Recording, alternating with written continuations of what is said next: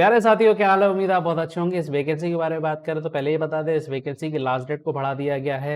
जो रिक्त पद थे उसमें बदलाव किया गया, साथ ही साथ जो एसेंशियल क्वालिफिकेशन मांगी जाती है उसमें भी इसमें बदलाव किया गया। एक एक चीज को हम देखेंगे, क्यों? क्योंकि इसे इसकी जो ऑफिशियल वेबसाइट है वहां पर इसे डाल दिया गया है, तो वहां पर जाकर हम इसको पहले समझे। इससे पहले एक बात बता दें कि भाई इस चैनल पर हम नई वैकेंसी की अपडेट सुबह 10 बजे उसका एक वीडियो हम डालेंगे, जिसमें आपको जो भी नई वैकेंसी होगी उसकी अपडेट आपको उस पर मिल जाएगी। तो अगर आप नई वैकेंसी की अपडेट अगर आप चाहते हैं तो आप इस चैनल को सब्सक्राइब जरूर कर लेना, वीडियो को लाइक करना और हाँ, इसे शेयर करना मत भूलना। तो सुबह 10 बजे हम अपडेट किया करेंगे, तो इस बात का आप ध्यान रखें। तो फटाफट से चैनल को आप कर लो सब्सक्राइब। तो चलो अब इस वैकेंसी की बात करते हैं।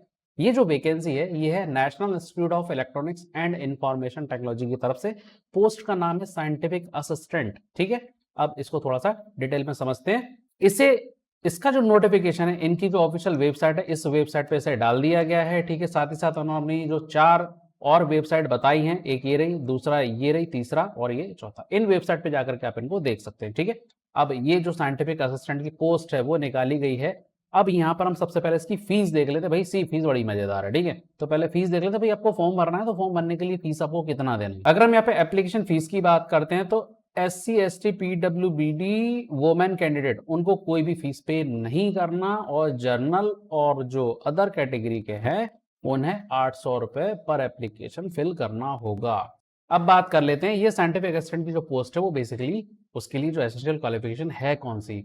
इसके अलावा इसमें कुछ बदलाव किया, उस बदलाव को भी, यानी कि अभी हमने जो बात की भाई, जितने जिनमें जो जो बदलाव किए गए उन बदलाव को हम अच्छे से समझेंगे। ठीक है, तो यहाँ पर अगर हम बात करते हैं एलिजिबिलिटी की, तो एसेंशियल जो क्वालिफिकेशन मांगी गई है वो है BE BTech MSc in one और any combination of the following. किस किस में? Electronics and communication, electronics telecommunication, computer science, computer networking security, software system, information technology और इलेक्ट्रिकल एंड इंफॉर्मेटिक्स। तो इन ब्रांचेस में अगर आपकी BE BTech या MSc है तो इनके लिए आप एलिजिबल हैं। साथ ही साथ जो बदलाव है वो हम बाद में बात करेंगे, क्या बदलाव है पहले इसको समझ लेते हैं। अगर इसमें एज की बात करें तो अप टू 30 ईयर मैक्सिमम इसमें मांगा गया है। जो सिलेक्शन प्रोसेस होगा वो रिटन टेस्ट के थ्रू होगा। अब बात करते हैं इसका जो सिलेक्शन प्रोसेस में जो टेस्ट पूछा जा रहा है वो टेस्ट का स्ट्रक्चर क्या है। ठीक है, यहां पर रिटन एग्जामिनेशन की बात करें तो objective type OMR based exam यहां पर होने वाला है, जिसमें टेक्निकल और जेनरिक एरिया के क्वेश्चन इसमें पूछे जाएंगे। नीचे बताया गया कि ये क्या चीज है। ठीक है, 120 यहाँ पर ऑब्जेक्टिव टाइप क्वेश्चन होंगे, जिसमें से 65% जो क्वेश्चन है वो टेक्निकल एरिया के होंगे। ठीक है, और 35% जो होंगे वो जेनरिक एरिया के होंगे। हर क्वेश्चन का जो मार्क्स है वो 1 मार्क्स है, और अगर आपका आंसर गलत होता है तो 0.25 मार्क्स की नेगेटिव मार्किंग भी यहां पर है, यानी कि वो 0.25 मार्क्स आपका जो है वो डिडक्ट कर लिया जाएगा।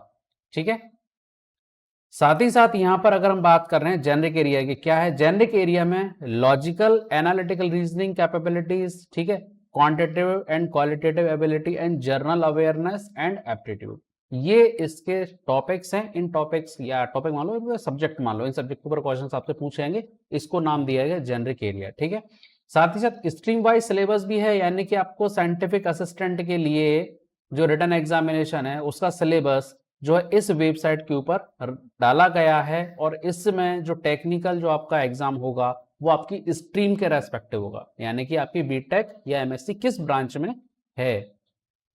ठीक है, तो वो हम ऊपर बात कर ही चुके हैं स्ट्रीम्स की, तो इनमें उस पर्टिकुलर स्ट्रीम के लिए आप इसको अप्लाई कर सकते हैं। साथ ही साथ जो चॉइस ऑफ सेंटर है वो ये चॉइस ऑफ सेंटर है अगरतला, बैंगलोर, कालीकट,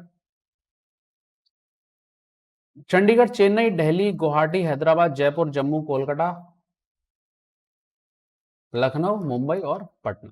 अब चलते हैं इसमें बदलाव क्या किया गया है। ठीक है, जो चेंजेस किए गए हैं आप इनकी ऑफिशियल वेबसाइट पर जाकर के देख सकते हैं। भाई ये ऑफिशियल वेबसाइट है। ठीक है, इसमें सबसे पहला जो चेंज है, last date of submission of application वो कर दिया गया 17 अप्रैल 2025। 17 अप्रैल 2025। इसका मतलब जिस किसी ने भी इसका फॉर्म नहीं भरा है उसके लिए बहुत अच्छा मौका है कि वो इसमें फॉर्म फिल कर सकता है।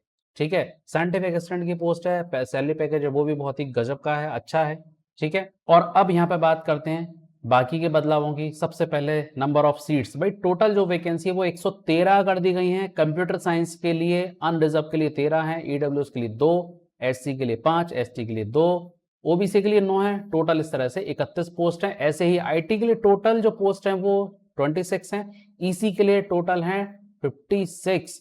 ठीक है, इस तरह से यहाँ पर 113 वैकेंसी यहाँ पर रखी गई है। बाकी दूसरा पीडब्ल्यूबीडी के लिए भी यहाँ पर वैकेंसी जो है वो रिजर्व रखी गई है, उसका भी यहाँ पे कैटेगरी वाइज यहाँ पर दिया गया है कि इसके लिए कितनी सीटें रिजर्व रहने वाली हैं। ठीक है, अब बात करते हैं हम यहाँ पर एसेंशियल क्वालिफिकेशन के बारे में। भाई एसेंशियल क्वालिफिकेशन में उन्होंने एक चीज और जोड़ दी है, वो है जो मास्टर इन साइंस एमएससी तो था ही, अब इसके साथ रख दिया है master of science, master of computer application MCA, और फिर bachelor degree in B, bachelor degree technology BTech in any one of the combination of the following. वही फिर बाकी सारी चीजें, यानी कि आपका इनमें किसी एक में भी एमएससी या एमसीए अगर आपका है, तो एमसीए तो ऑलरेडी हम कंप्यूटर एप्लीकेशन की बात कर ही रहे हैं, तो ये इसमें बदलाव कर दिया गया है। बाकी जो ब्रांचेस है electronics, electronic communication, electronics and telecommunication, computer science, computer network security, software system information technology, electrical and informatics, तो यहाँ पर ये एसेंशियल क्वालिफिकेशन यहाँ पे बदलाव किया गया। इसका मतलब ये हुआ भैया आपके अगर एमएससी है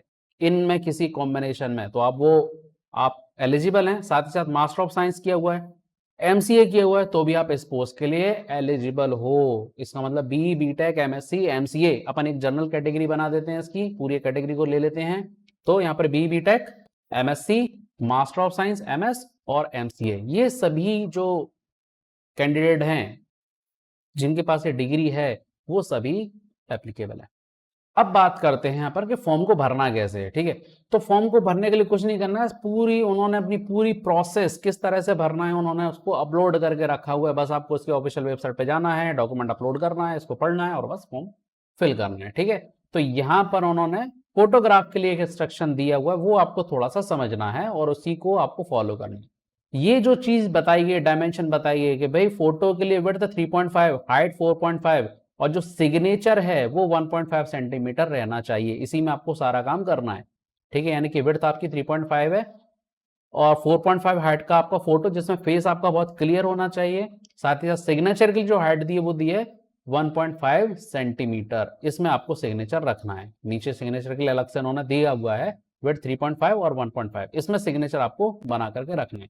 बाकी हाईलाइटेड फॉर्म में उन्होंने सारी चीजें यहाँ पर डिक्लेयर कर दी गई हैं, बस अब आपको क्या करना है, इसे फिल करना है। इसे हम एक एक करके नहीं पढ़ेंगे क्योंकि अगर इसको एक एक करके हम समझेंगे तो वीडियो बहुत लंबा हो जाएगा।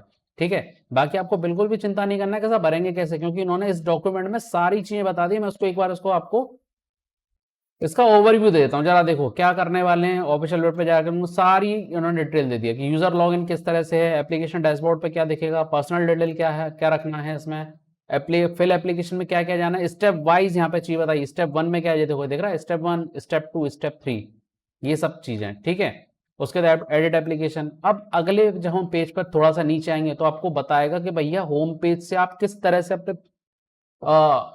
आप होम पेज से एप्लीकेशन फॉर्म तक किस तरीके से आपको स्टेप्स फॉलो करनी है, बकायदा इमेज के साथ इसको डाला गया है। ठीक है, तो आपको इस बात की चिंता करनी नहीं कि भाई फॉर्म भरना कैसे, इसको बस देखना है, बस और कुछ नहीं करना। ठीक है, तो सारी चीजें उन्होंने इस डॉक्यूमेंट के अंदर बता दी है, सारे स्टेप्स आपको दे दी, बस आपको क्या करना है जाकर तो समझना।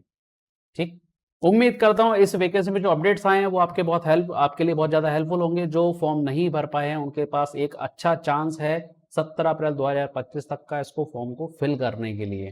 तो बिल्कुल भी ना चूकें, ऐसे फटाफट से जाकर के देखो और डिटेल को फटाफट से फिल करके अपना फॉर्म में फिल कर दो। ठीक है, क्योंकि फिर मौका मिले ना मिले दोबारा पता नहीं, साइंटिफिक असिस्टेंट की पोस्ट है। तो उम्मीद करता हूँ ये वीडियो आपको अच्छा लगा होगा, इन्फॉर्मेशन अच्छी लगी होगी, तो वीडियो को लाइक करो, शेयर करो।